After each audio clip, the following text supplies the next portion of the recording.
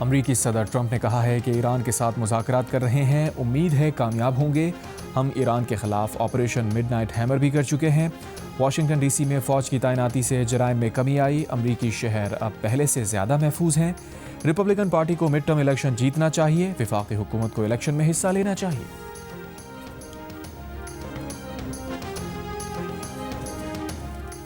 ایران امریکہ سے ہونے والے جوہری مذاکرات استنبول سے عمان منتقل کرنا چاہتا ہے۔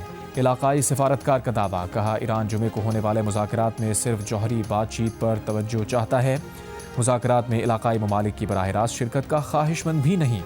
ترجمان ایرانی وزارت خارجہ کا کہنا ہے کہ امریکہ کے ساتھ مذاکرات کے مقام کے حوالے سے مشاورت جاری ہے۔ مذاکرات کا مقام اور وقت کوئی پیچیدہ معاملات نہیں، انہیں میڈیا گیمز کے لیے بہانے کے طور پر استعمال نہیں کیا جانا چاہیے۔ ترکی، عمان اور خطے کے کئی دیگر ممالک نے مذاکرات کی میزبانی کے لیے آمادگی ظاہر کی ہے۔ سفارتی عمل کے لیے سازگار ماحول میں مدد پر تمام دوست ممالک کی کوششوں کو سراہتے ہیں۔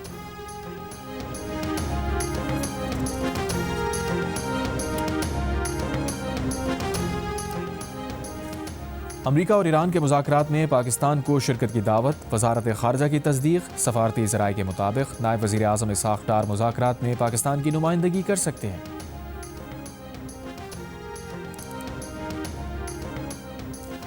امریکی بحریہ نے بحیرہ عرب میں ایران کے ڈرون کو مار گرایا۔ امریکی سینٹ کام کا کہنا ہے کہ امریکی F-35 لڑاکا طیارے نے دفاع میں ایرانی ڈرون کو مار گرایا۔ کسی امریکی فوجی یا فوجی ساز و سامان کو نقصان نہیں پہنچا۔ امریکی عہدیدار کا کہنا ہے کہ ایرانی ڈرون بحری بیڑے ابراہم لنکن کی جانب بڑھ رہا تھا۔ ایران کا کہنا ہے کہ ڈرون نے بین الاقوامی پانیوں میں سرویلنس مشن مکمل کر لیا تھا۔ دوسری جانب آبنائے ہرمز میں پاسداران انقلاب کی کشتیوں نے امریکی پرچم والے جہاز کو روک لیا۔ ترجمان سینٹ کام نے کہا پاسداران انقلاب کی کشتیاں اور ایرانی ڈرون امریکی پرچم والے جہاز تک پہنچے اور جہاز کو قبضے میں لینے کی دھمکی دی۔ ایران کا کہنا ہے کہ ایرانی کشتیوں کی جانب سے وارننگ ملنے کے بعد جہاز علاقے سے نکل گیا۔ ترجمان وائٹ ہاؤس کے مطابق ایران کے ساتھ رواں ہفتے ہونے والی بات چیت طے شدہ وقت کے مطابق ہوگی۔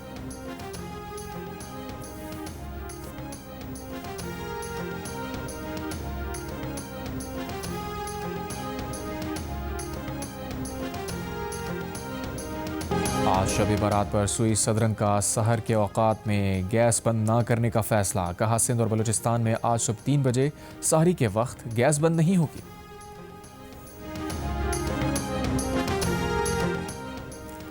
واشنگٹن میں امریکی وزیر خارجہ مارکو روبیو کی بھارتی ہم منصب جے شنکر سے ملاقات۔ صدر ٹرمپ نے بھارت پر عائد ٹیرف 50% سے کم کر کے 18% کرنے کا اعلان کیا تھا۔ ٹیرف میں کمی کا مقصد بھارت کو روس سے تیل خریدنے سے روکنا اور تجارتی رکاوٹوں کو ختم کرنا ہے۔ ڈیل کے تحت بھارت امریکہ سے توانائی، کوئلہ، ٹیکنالوجی اور فارم مصنوعات خریدے گا۔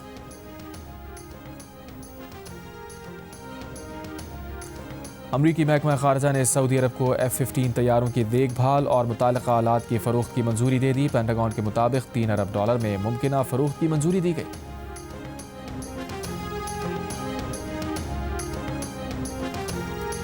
قصور کے علاقے مصطفی آباد میں 4 سال کی بچی سے زیادتی، بچی نیم بے ہوشی کی حالت میں روہی نالے سے ملی۔ بچی کو تشویشناک حالت میں لاہور جنرل اسپتال منتقل کر دیا گیا۔ آپریشن کے بعد بچی کی حالت خطرے سے باہر، نامعلوم ملزمان پر مقدمہ درج۔ بچی کی شناخت نہیں ہو سکی، ورثہ کی تلاش جاری۔ ایس پی انویسٹیگیشن کی سربراہی میں ٹیمز تشکیل، ملزم گرفتار نہ ہو سکا۔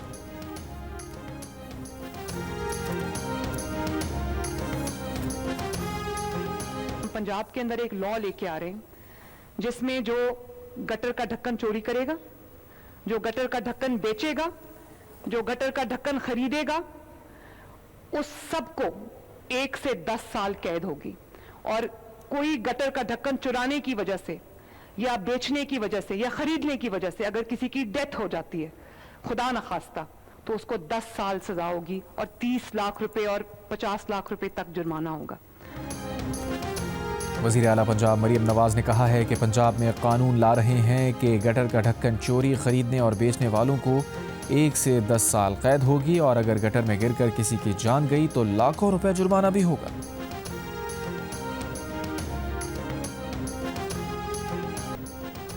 جاپان کے شہنشاہ کی 66ویں سالگرہ پر کراچی میں تقریب، گورنر سندھ کامران خان ٹیسوری کی بطور مہمان خصوصی شرکت۔ جاپانی کونسل جنرل ہاتوری ماسارو نے گورنر سندھ کا استقبال کیا۔ گورنر سندھ نے کونسل جنرل اور دیگر مہمانوں کے ساتھ کیک کاٹا۔ کہا جاپان کے ساتھ تعلقات کو قدر کی نگاہ سے دیکھتے ہیں۔ پاک جاپان دیرینہ دوستانہ تعلقات مزید مضبوط بنانے کے عزم کا اظہار۔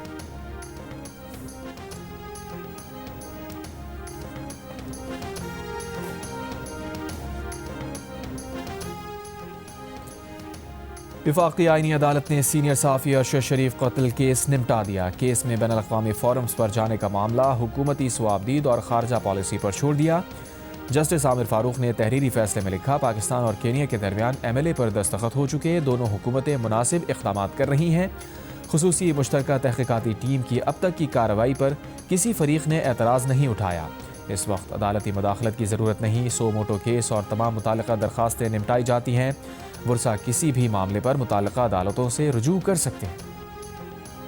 لیبیا کے سابق رہنما معمر قذافی کے بیٹے سیف الاسلام قذافی کو قتل کر دیا گیا۔ عرب میڈیا کے مطابق سیف الاسلام قذافی کو 4 افراد نے گولیاں ماری۔ سعودی ولی عہد شہزادہ محمد بن سلمان کی دعوت پر ترک صدر رجب طیب ایردوان کی ریاض آمد۔ شاہی محل قصر یمامہ پہنچنے پر سعودی ولی عہد محمد بن سلمان نے ترک صدر کا استقبال کیا۔ دونوں ممالک کے درمیان سولر انرجی معاہدے پر دستخط۔ معاہدے کے تحت سعودی عرب ترکی میں 5 گیگا واٹ کی سولر انرجی منصوبے پر کام کرے گا۔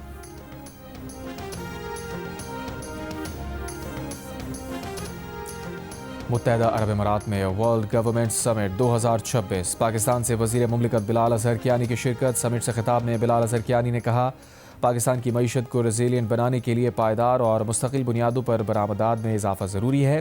نجی شعبے کو قائدانہ کردار دے کر پاکستان برآمدات پر مبنی پائیدار ترقی کے راستے پر آگے بڑھ رہا ہے تاکہ روزگار اور زر مبادلہ کے ذخائر بڑھیں۔ SIFC سرمایہ کاروں کے لیے ون ونڈو سہولت ہے۔ جیو نیوز سے گفتگو میں بلال اظہر کیانی نے کہا، دبئی ورلڈ سمٹ میں پاکستان کی سفارتی کامیابیاں واضح نظر آ رہی ہیں۔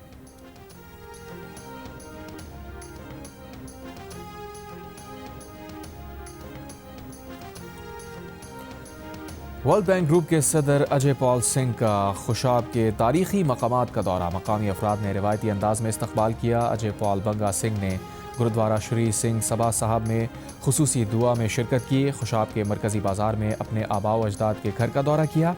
انہیں اس گھر کا ریونیو ریکارڈ بھی دکھایا گیا۔ سعودی عرب اور ترکی کے درمیان سولر انرجی معاہدے پر دستخط۔ معاہدے کے تحت سعودی عرب ترکی میں 5 گیگا واٹ کے سولر انرجی منصوبے پر کام کرے گا۔ اور لارڈ میڈلسن اور جیفری ایپسٹین کے تعلقات کا معاملہ پولیس کے سپرد۔ ایپسٹین کو خفیہ سرکاری معلومات دینے کے الزامات کی جانچ شروع کر دی گئی۔ پولیس نے لارڈ میڈلسن کے خلاف مجرمانہ تحقیقات کا آغاز کر دیا۔ برطانوی میڈیا کے مطابق 2009 میں بطور بزنس سیکرٹری اختیارات کے غلط استعمال کا بھی جائزہ لیا جا رہا ہے۔ ہاؤس آف لارڈز کے اسپیکر کے مطابق پیٹر میڈلسن لارڈز کی نشست سے دستبردار ہو جائیں گے۔ برطانوی ہیلتھ سیکرٹری نے کہا ہے کہ لارڈ میڈلسن نے ایپسٹین سے تعلق چھپا کر متاثرین اور وزرائے اعظم کو گمراہ کیا۔ ڈاؤننگ اسٹریٹ کا کہنا ہے وزیر اعظم ایپسٹین فائلز دیکھ کر حیران رہ گئے۔